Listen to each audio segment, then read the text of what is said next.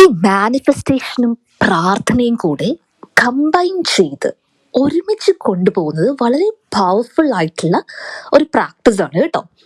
അപ്പൊ ഇങ്ങനെ ചെയ്യുമ്പോൾ നമുക്ക് നമ്മുടെ ലക്ഷ്യത്തിലേക്ക് കുറച്ചുകൂടി ഒരു ക്ലാരിറ്റിയും പിന്നെ ഒരു ആത്മീയ സമാധാനവും ഒക്കെ കൂടുതലായിട്ട് കിട്ടും.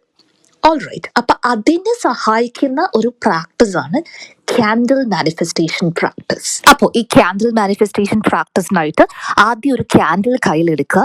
എന്നിട്ട് ആ ക്യാൻഡിലിന്റെ തണ്ടിൽ നമ്മുടെ ഇന്റൻഷൻ കാർവ് ചെയ്ത് വെക്കുക. ഇപ്പൊ ജോബ് ആണെന്നുണ്ടെങ്കിൽ ജോബ് എന്ന് നൈഫ് വെച്ചിട്ടോ അല്ലെങ്കിൽ ടൂത്ത് പിക്ക് വെച്ചിട്ടോ ജസ്റ്റ് എഴുതി വെക്കുക.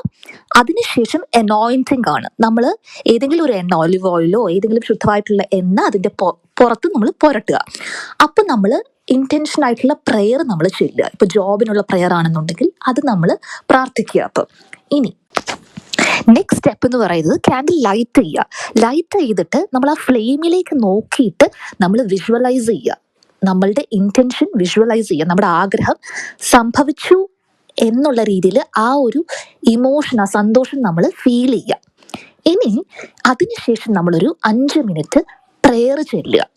ഓക്കെ, സൈലൻസിൽ നമ്മൾ നമ്മുടെ ആഗ്രഹം ദൈവത്തോട് നമ്മൾ പറയും. ആഗ്രഹം സാധിച്ചതിന് ഗ്രാറ്റിറ്റ്യൂഡ് എക്സ്പ്രസ് ചെയ്തതിന് ശേഷം നമ്മൾ ഇന്റൻഷൻ ലെറ്റ് ഗോ ചെയ്യാം.